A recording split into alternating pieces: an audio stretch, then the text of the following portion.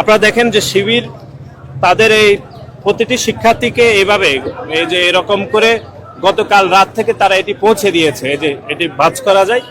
কিন্তু অন্য প্যানেল যখন প্রকাশ্যে কোনো লিফলেট বিতরণ করে তখন তারা সেই অভিযোগ করছে। কিন্তু এটি এই নির্বাচন একটা ঐতিহাসিক মুহূর্ত আমরা মনে করি। গত 17 বছর ধরে বাংলাদেশের মানুষকে ভোটাধিকার থেকে বঞ্চিত করা হয়েছে।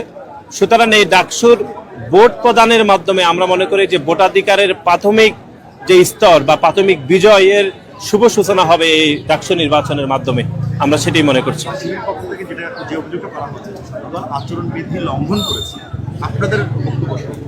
দেখুন, শিবির আমরা গতকালের রাত থেকে যেটি দেখলাম, আপনারা দেখেন যে শিবির তাদের এই প্রতিটি শিক্ষার্থীকে এইভাবে এই যে এরকম করে গতকাল রাত থেকে তারা এটি পৌঁছে দিয়েছে, এই যে এটি ভাঁজ করা যায়।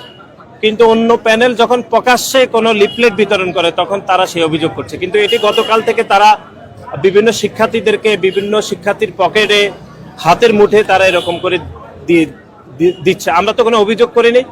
সুতরাং ছাত্রদল প্রকাশ্যে যখন দিতে গিয়েছে তারা তখন সেই অভিযোগ করছে।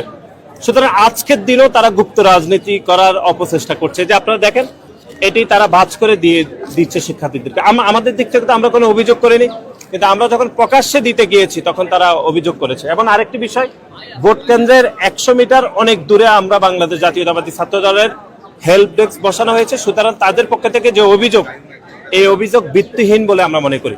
কিন্তু ডেস্ক কি বসানোর নিয়ম আছে কিনা? হচ্ছে আচরণবিধিতে আমরা গতকালই নির্বাচন কমিশনের সাথে কথা বলেছি। ওনারা বলছেন 100 মিটার দূরে শিক্ষার্থীদের সুবিধার জন্য যে কোনো ছাত্র সংগঠন অথবা যে কোনো প্যানেলের পক্ষ থেকে হেল্প ডেস্ক বসানো যাবে। এটি আমরা অনুমতি নিয়ে করেছি। সুতরাং আপনারা দেখেন যে শিবির গুপ্তভাবে এটি শিক্ষার্থীদেরকে দিয়েছে, কিন্তু ছাত্রদল যখনই দিতে গিয়েছে তখনই তারা অভিযোগ করেছে। আজকের দিনও গুপ্ত রাজনীতি, এটি কোনোভাবে প্রত্যাশিত নয় বলে আমরা মনে করি। ধন্যবাদ।